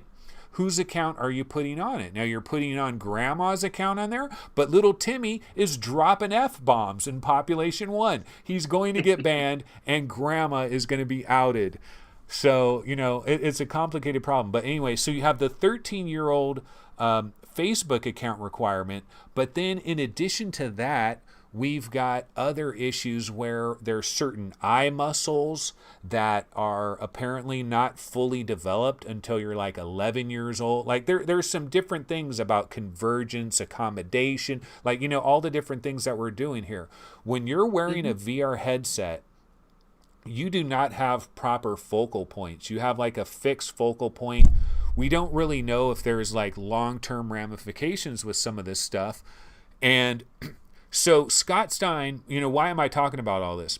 Well, Scott Stein was basically saying, look, all these people are hitting me up, Zuck. They're telling me I got to ask you, hey, we all have these little kids. They see us playing the goddamn Oculus Quest. They want to play it. How do we give it to the kids, and how do we let them have their own accounts so they can play Population 1 and all of that? And Zuck was like, he kind of basically he dodged all of it. And he pretty much said, look, you've got to be 13 or older. We're not really thinking about that right now. Some of the things that he mentioned that I thought was interesting is he was talking about the weight of the headset and the kind of strain that it puts on your neck. And it's not designed, it's designed for the head of like an adult, or at least a older adolescent, at least, you know, like in your late teens or something. These, like, I mean, we can see in these pictures, you've got headsets practically falling off these younger children that are wearing them. And we know that around the country, around the world, the thing is, there's a lot of parents, man, you know, if they can find something that will occupy their kids' time for 4 or 5 hours, that's the greatest thing ever, because it's like, oh, that just freed me up to go watch Harry Potter, which takes 4 hours, or to go play Demeo in the other room for 5 hours. But what do you think about this issue of kids in VR? Because now that we have the popularity of the Quest 2, $299, mainstream as hell, the kids, man, the kids. When are we going to get Quest Junior? You know, for the kids, like 30% smaller? Answer, no. And second, this has already come up in Sonyville. Remember the PSVR? I mean, there's far more likelihood that a kid would want to play VR on a Sony platform, because the platform's for the kids, right? So it's one of those things where we've covered this trail before. You shouldn't be putting your kids in VR, but clearly they are, because if you go into Rec Room, that's all you see are kids. You can see their actual height as they're running around at your knees, you know, being completely, you know, sugar hide. It's got to be a strange thing, though, for somebody like Zuck, because he gets questioned about this, and you're like you're in this uncomfortable place, because legally you don't want to put your company at any kind of a legal risk in terms of like some kind of study comes out where there's like some kind of eye problem. They can say, look, we said right here you have to be 13 years old. And so they have the 13-year-old age limit for the Facebook account. You know, and think of all these extra Facebook accounts they could have, though, because, I mean, you think about Facebook, like financially, the company as a business, one of the negatives, like if you were to buy Facebook stock, is like they're doing super well in a lot of different areas. But one area that is kind of a downer is they're like actually losing people that are on their platform, the platform of Facebook itself. So if they lower it down to 7 years old, man, they got a whole bunch of new people coming in. They got a whole bunch more accounts. But yeah, they're in this weird deal, because on the one hand, they don't want to acknowledge that kids can use this, and they don't even want this, like they don't even like want to bring that up at all. They want to keep that away. But at the same time, it's like, hey, don't you want this to be the hot Christmas present? Like we saw last Christmas, there was a video where like 3 different kids all opened up a box, and it all was a Quest. They each got a Quest 2, and they were like running around and everything. And that's like the dream come true normally for companies out there that are selling a video game product. Of course, you want the little kids opening up their Christmas presents, a Quest 2, thank you, Mom, running around like crazy. I mean, that is a dream come true, but it's also this kind of like, that's good, but it's bad, but it's good, but it's bad. I think that he played it smart. It's like make the rule is 13, leave it at 13, and it's like anybody who's breaking that rule, that's on the parents. I mean, we don't know what the science is over a long term of having close lenses. Like, I'm nearsighted, yet I can play VR games and see with perfect clarity. Now, I'm curious as to when we start getting things like eye tracking and proper adjustment, am I going to suddenly need glasses again in VR? Because like my distance vision is going to be put into proper perspective, possibly. I mean, we'll have to see how that works out. Or will it correct for, like, will you be able to dial in your correction? That'd be the dream. It's like, what is how bad are your eyes? Here's your eye adjustment. Good to go. Yeah. But like, yeah, for kids, well, one, I don't have any, so I don't care. But for my friends out there who do have kids, it's on you as parents to make that judgment call. But I wouldn't want to mess with my kids' eyesight. I don't want to, force them to have glasses prematurely. If 13 is the limit, it's like on your 13th birthday, you can join Questland. God, you Done. know what video I was looking for before this show? I was scrambling to find this video, guys. I was scrambling to find a video where there's a little kid and he's wearing a Philadelphia Eagles jersey. Carson Wentz, the quarterback. He's got a Wentz jersey on. The littlest kid. I mean, he can't be more than like 2 or 3 years old. Tiny little kid. He's got these big, giant white Oculus Quest 2 controllers in his hand. The Quest 2 is on his head. And he's basically, I don't know if he's like in Arizona Sunshine or he's in the Walking Dead Saints and Sinners, but he's definitely, parents don't like their kid. Yeah, he's definitely playing like it's all these people at a party. It's like a bunch of 20-something-year-olds, 25-year-olds, 18-year-olds, 30-year-olds. They're like at a party. None of them, by the way, are masked. This is like in the prime time of the pandemic situation, and there's no social distancing or anything. They're having this party, and this little kid has a VR headset on, right? And he's like fighting this like zombie, and then something happens at a certain point, and the kid just panics, and he goes, ah, and he takes off running, throws the Quest 2. The controllers come off of his hand, and it's so amazing. It is so amazing how the controllers just like, I mean, because he has the straps on his hands. But like within fractions of a second, the controllers are gone. The headset is flipped off. The kid takes off running, and he's crying. He's been absolutely traumatized. But it's one of the coolest little videos I've ever. And it's so cute. It's actually, I mean, in a sick way. I mean, I feel bad for the kid, but at the same time, oh my God, it's so cute to see this little kid running, and just the way he throws everything off and it goes flying. I know some people are like, oh, shame on you. How could you say that that's cute? But it's funny. Well, it's part of the reason I don't buy, I haven't bought and will not purchase Richie's Plank Experience.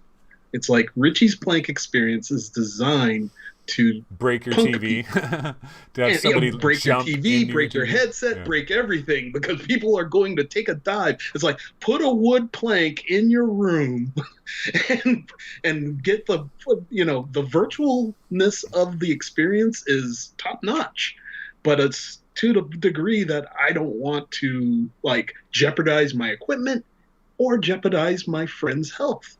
It's like, why would I want to do that? Yeah, these videos where it shows somebody they're playing Richie's Plank, right?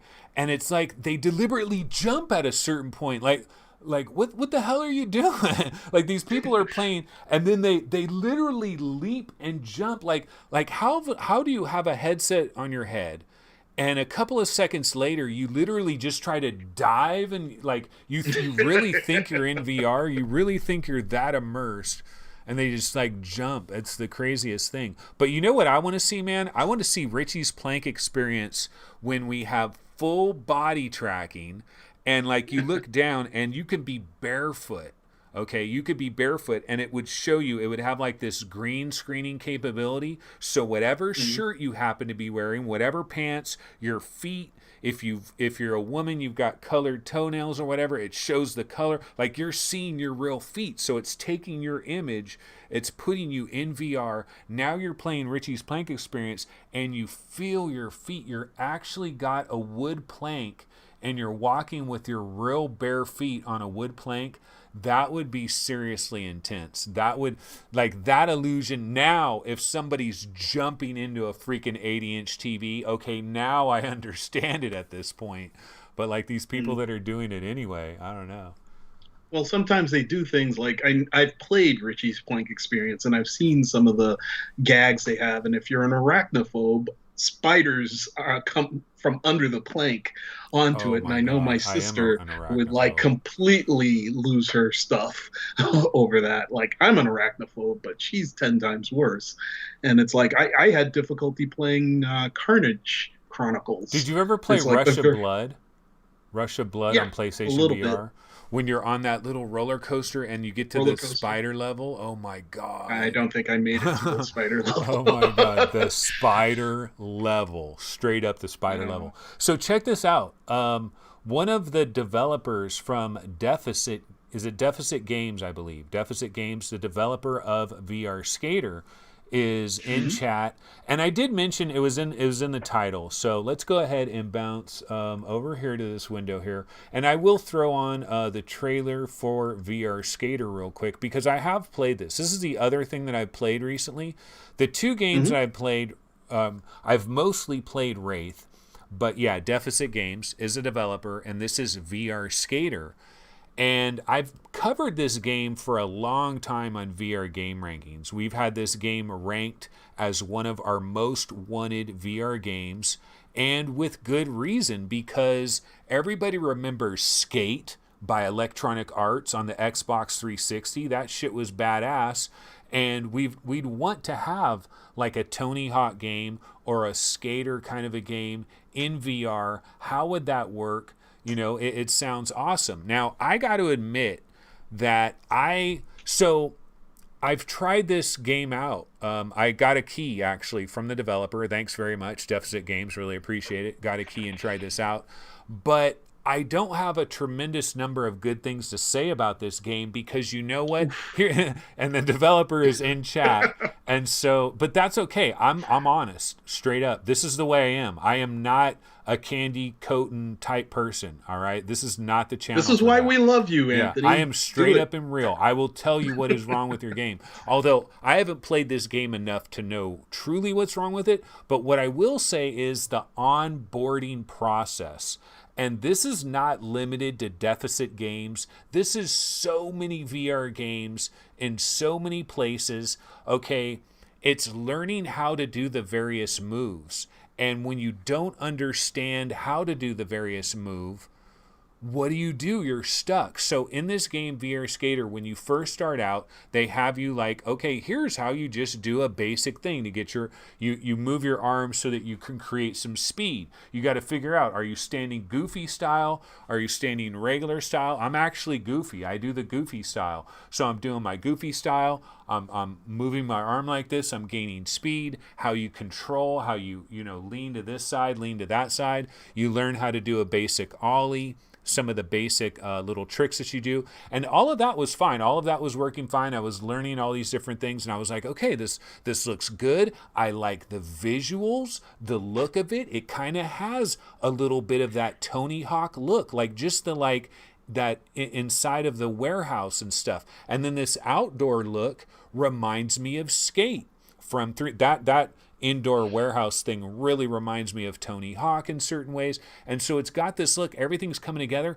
I really like the feel of just like going along and skating in this game. But the problem that I've had straight up is being able to learn the various tricks. I'm basically stuck. I was on this one trick I was on. There's a trick where you're just like, I forget what the trick's called. It's very early in the list of all the different tricks. And it's like you flip the board like 180 degrees and you grab it. It took me the longest time to figure out how to do that. And then once I got it right, I wasn't exactly sure how to get it right again. And so the complaint that somebody could have on me is they could say, well, Anthony, you're not spending enough time. You're not figuring this out. Dude, you got to spend more time. You got to figure it out. Here's what I think games like this should do. If the learning level is going to be a little bit higher in this sort of game, is what's wrong with like full motion video? Remember full motion video, ladies and gentlemen? What's wrong with going through some kind of training mode where you actually see a little video in the headset that shows a guy with his controller doing the motion, flipping it up like this or whatever, and it's showing a video of what the trick is, and it shows a video of a guy in real life moving his hand or doing whatever the motion is. Something like that I think would work a lot better, because like it's just the tutorials that I'm seeing when I'm doing this.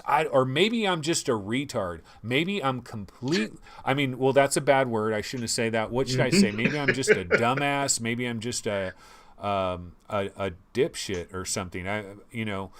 A Well, dingleberry. I like dingleberry. what is the process that they use to teach you tricks? Like what is the visual your aid you're being given It shows that like walks you through the it process? shows your controller, and it shows you like hitting a certain button and moving your controller this way and then moving it back the other way and then grabbing it with the hand or something like that.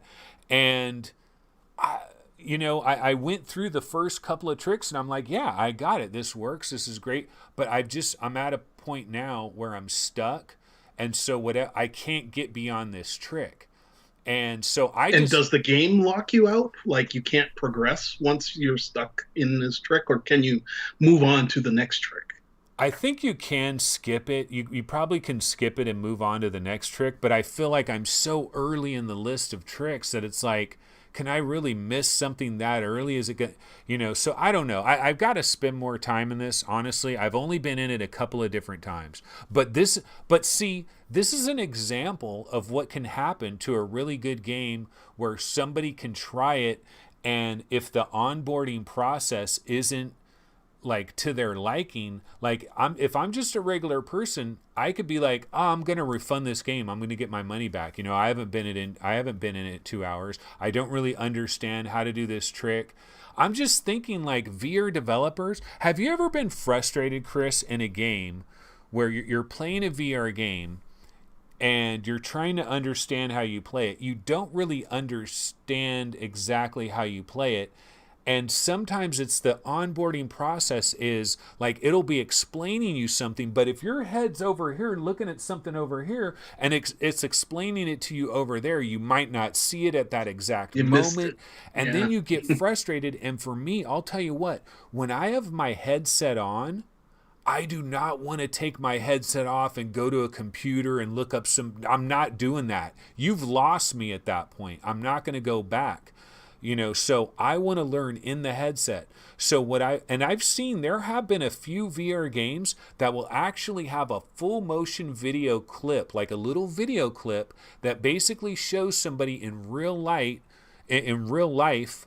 doing the actual motion. And then you could be like, oh, I didn't get it. You move your arm like this. I had no idea the entire time. It could be something really simple.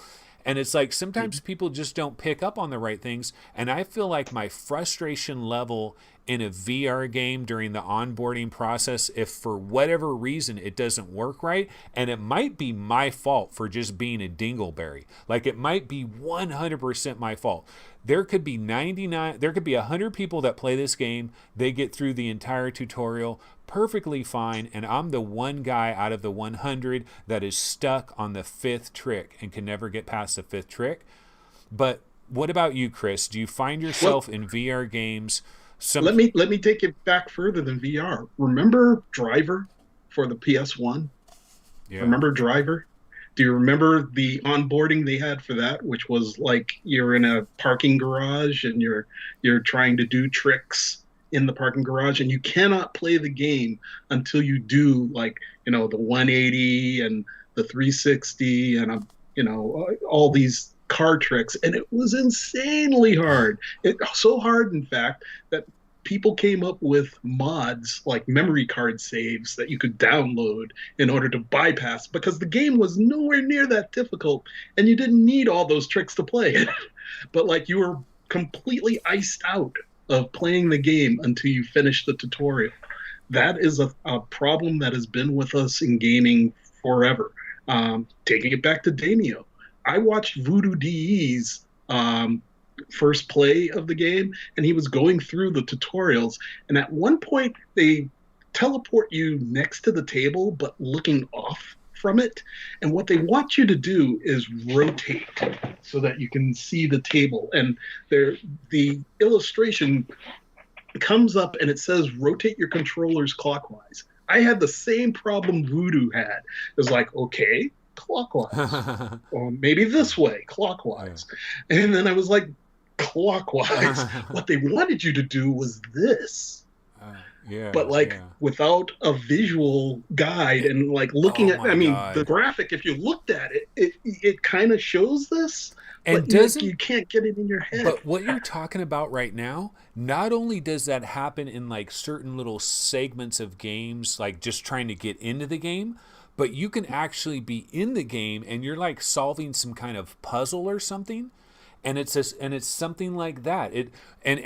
When you, like, if you were to quit out of the game and you were to go to YouTube and you were to watch somebody's playthrough and you fast forward to that exact section, you'll see somebody and they'll like do some little thing and then the door opens up and they're in. You're like, oh shit, they just hit this button. It was obvious to them. Why was I so stuck on that? But this happens in VR way, or maybe it's not so much that it happens in VR more than flat gaming, but it's so much more frustrating, I think, when you have a VR headset on, because you already feel like you're kind of claustrophobic, you're trapped, and it's like now you're like, oh shit, I'm in here and I don't know how to move past this. It's one thing if you're just kicking back on a couch, you're drinking a soda and you got your controller in your hand and you like can't figure out how to do something. It's another thing when you got a VR headset on your head, you're kind of hot, you're kind of sweaty, you got suited up for this thing, you got into this thing, and now you can't figure out how to get past this next point. And it might be something crazy easy, but the onboarding process is a difficult thing, right? Is there a game you can think of, Chris, that does an incredible job with the onboarding process where like this is how you do it, an example of how it should be done? Probably Stride. Stride is kind of a technically complex game, and it gets you sweaty and you get annoyed because but like when you get the feel down, like it's funny. I watched a good person to watch for these kind of things, and one of the most invaluable things about his videos is that he shows you it warts and all is Paradise Decay. Paradise Decay will play a thing, not knowing how it works, just go in straight, and then like he'll run into roadblocks like this, and he'll go back and edit it, but he won't edit it completely out. He'll show you that he was having trouble, and then he'll show you how he got past it. And I've watched him. I watched him playing Stride, and it's like I'll be yelling at the screen, "You're supposed to do this," but like he missed some little instruction, because when you're playing a thing, you're kind of engaged on a different level, and you don't always hear everything that's being said in an instruction pass. I mean, the same thing happened. They I should did have testing. anytime anytime a text window pops onto the screen where they want you to read something, or it's like a window pops up with a graphic of what your controller should be doing, what they should do with those types of things is those should stay there until you hit like some kind of button or something to confirm that you've seen it. Because although you could accidentally hit a button doing something else and then it's gone, So, I mean, there's all kinds of problems. I'm just saying, I've had like, You know who usually does a good job with this kind of thing? Nintendo. oh yeah, I've played Nintendo games where I've gotten stuck on something and it's recognized the fact that I've tried it too many times and failed. And then it comes up with like more instruction, like you said. And that would be a perfect example of like, you seem to be having trouble with this. Here's a video of how to do it. Exactly. Yeah. And thinking to do that I mean, it's hard because developers, and I speak from experience here, have played their things so often that they don't see, the simple stuff. They don't see the simple thing that is going to screw it up for a new player, and that can completely ruin the experience for them. I had that problem with Saints and Sinners. In Saints and Sinners, you have an ammo belt, and you're supposed to be putting things into the ammo belt, but they never really explain the ammo belt. And when you come across a bow and arrow, I like picked up the arrow off the table and I was trying to put it in my pack because that's what made sense to me. But like, no, you're supposed to put it in the ammo belt, the front. But it's an arrow. It's this big. There's so many examples of this in so many VR games. And you know what? I will admit that for a developer, it got to be incredibly difficult, because if somebody's playing a flat game, they've only got so many options of what they can do with their controller to get things wrong. In a VR game, they could be aimed in the wrong direction. You know, it's like a 3D thing now, and there's so many ways somebody could get something wrong that it must be unbelievably difficult for them to try to account for this. But I don't want to try to insinuate like VR Skater is a garbage game. I actually want to play this game a lot more. I've kind of put it off to the side because I've gotten into Wraith, and like Wraith has been my go-to right now, and I'm stuck in this one spot in VR Skater, so I haven't really gone back to it. But the stuff that I was doing that did work, and when I was able to just kind of skate and just kind of chill out, it seemed awesome to me. Like, it felt really good. Like, they have this control mechanism with the triggers, like your left trigger and your right trigger on your controller. It basically kind of steers you to the left or steers you to the right. I thought that worked really good. And a lot of the mechanics and stuff, I think the actual like gameplay engine, like this actual part here when you're actually skating and you're gaining speed, I had no problems with motion sickness. I was actually super concerned about motion sickness with this, because I thought, man, you've got this whole open vision space and you're moving quickly, like wouldn't that cause motion sickness? But I think it's because you have your hands out here, you're doing things with your hands, and I don't know, you just don't seem to have any motion sickness. So quick question, one thing I noticed about this video is they never really show you eating it, and like is there a do they cut away before you? It just kind of like bail, like it just goes to black. It just kind of like skips out, basically. Like when you basically just have to start over. Like the last trick that they show, he's not going to make it, and like it shows the board going into the lip of the. Yeah, I mean, there was this one thing where you have to make a jump off of a building. You're like up on a rooftop, and then there's this other building that's a certain distance away, and you're supposed to gain a lot of speed, and then you do a jump. There's a ramp. You do a jump, and you have to jump to this other building. And for like the first 8 or 9 times I did it, it was like basically like my head clipping right on the side of the building and falling off. Like, it would be disastrous in real life. Like, somebody would die doing this, and it would happen over and over again. But what it would do is every time it would just start me back over again, and then finally I timed my ollie at the right time and got enough height and was able to get to the Would it be kind of cool if they actually gave you the eat it graphic?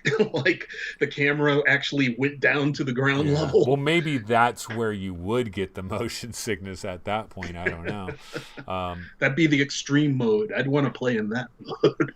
Yeah, because I'd be terrible. The thing that I'll say though is, like, this game's $19.99, and I think the game engine and everything is great, and I think that if I can if the tutorial, if the onboarding process is made a little bit more like you explain like I'm 5, man. We need explain like I'm 5 in VR gaming. You can't just assume that people are going to understand this shit. That's why I think like full motion video, record somebody in full motion video and have that little clip there.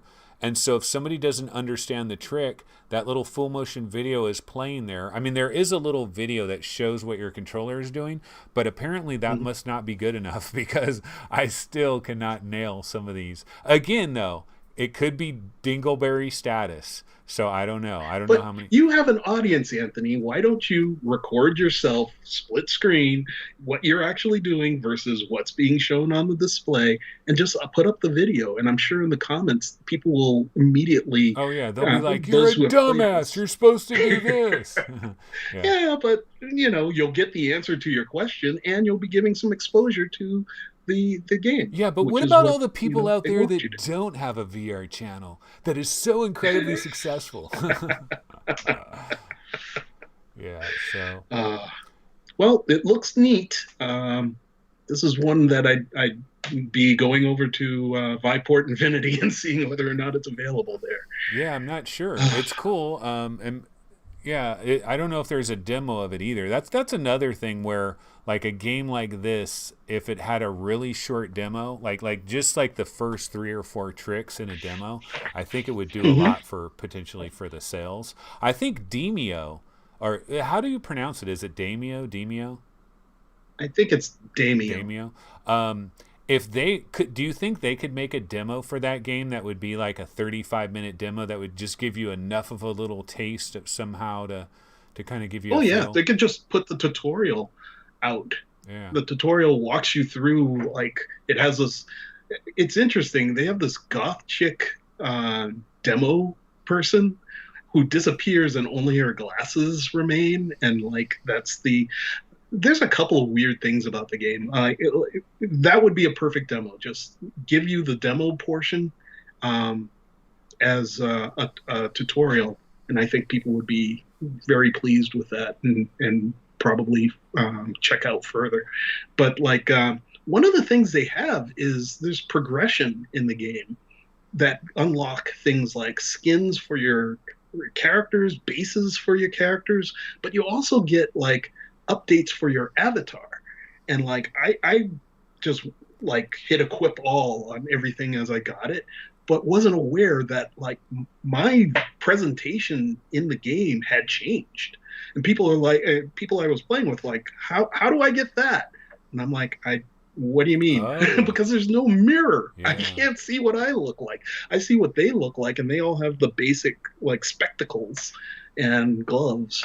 But like as you play the game, I was like typing in the chat when the CEO was up. It's like, hey, put a mirror in the basement so I can see myself. It'd be kind of cool to know what I'm looking like when I'm at the table with others. If you're going to give me that as you know, a reward. Yeah. But yeah, it's definitely. I'm all about the Demeo at this point. The Demeo, the Demeo, the Demeo. Yeah, it's I'm glad that we've got a game. I mean, it seems like it's long overdue to have an incredible board game in VR that, you know, is probably a lot easier than some of the real-time strategy type stuff and is more Dungeon and Dragon style. What do you think about like rolling virtual dice though? Like that's one It's thing I fun. almost wish we had. Could you imagine like if the idea of like a tabletop game really becomes a thing, like a real Mhm. thing, you have some type of official dice that people can order, real physical dice that your headset can track and know that it's the real Ah, licensed dice, and then everybody can actually get their own roll. Because I'll tell you you're what, getting dude, into AR, man. That's AR well, stuff. yeah, AR, VR. I mean, but VR is turning AR. VR is seeing your keyboard and your desk and your sofa. Like VR is going to be able to do anything AR can do, and a You know, cheaper device.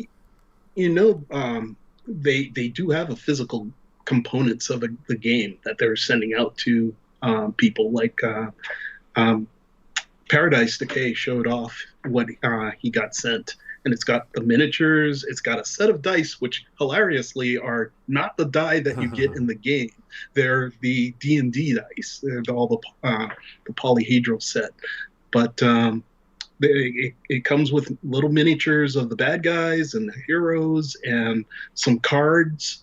Um, I think they're actually going to have a physical copy of the game. And another factor is they're doing the Rec Room thing.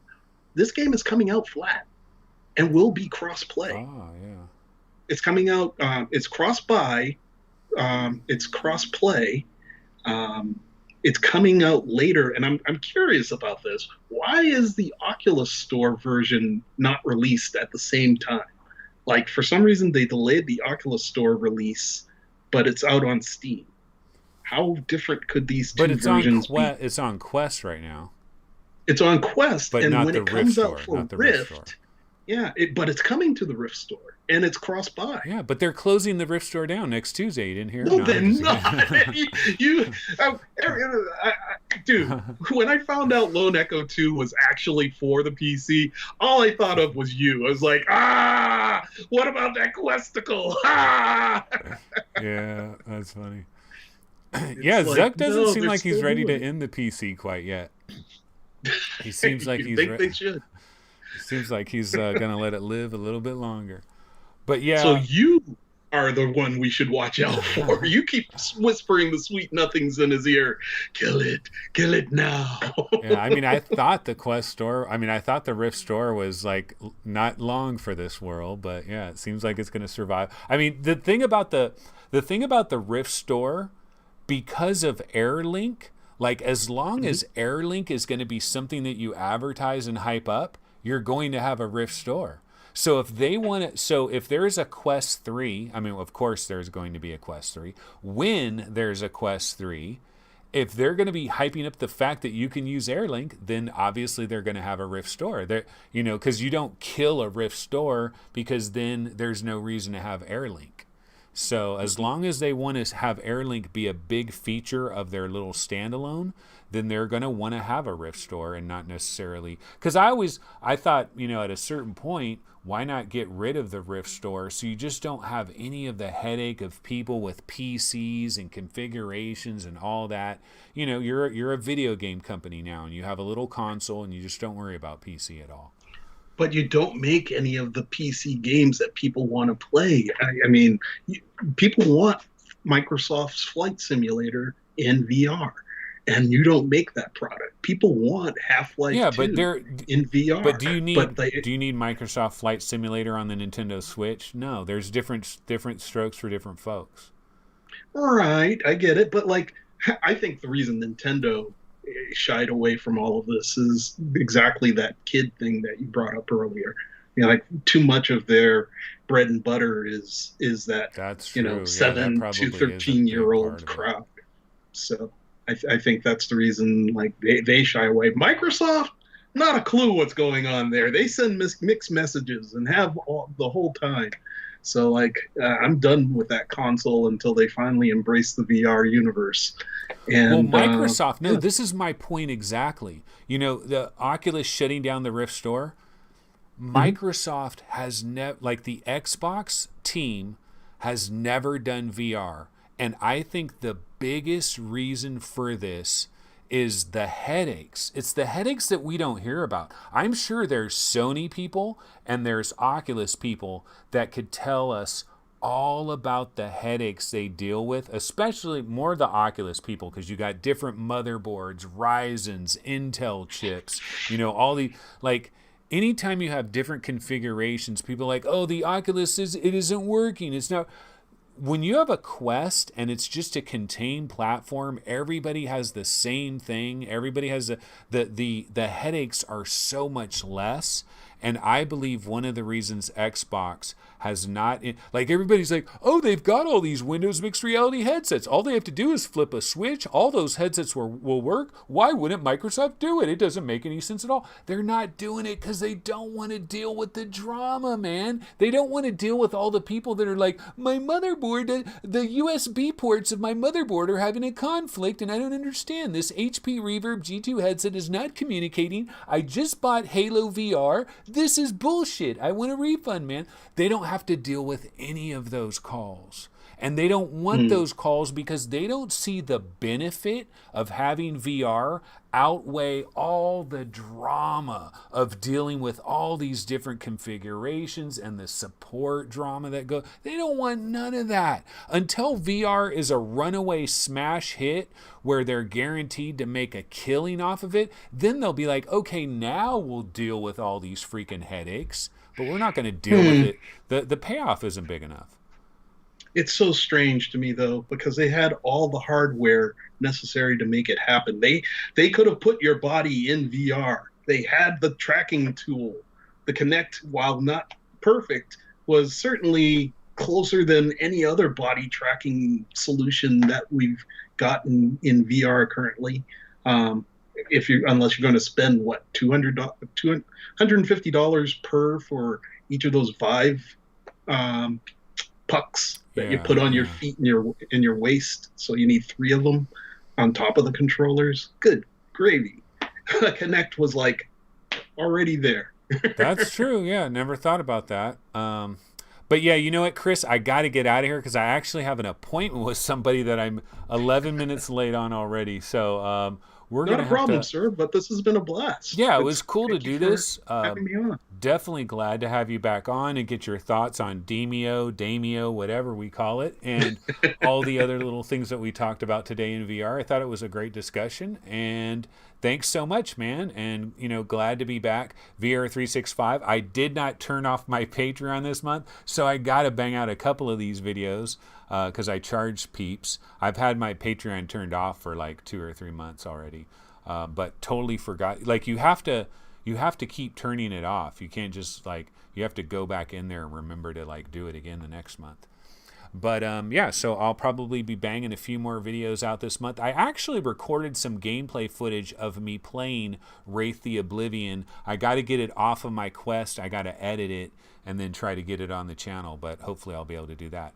But thanks so much, Cool. Chris. Super appreciate it. It was a great time. Thanks for having me. Alrighty, guys, we're going to go ahead and bounce on out of here, and we will see everybody next time. Everybody have a good one. Take it easy, and later.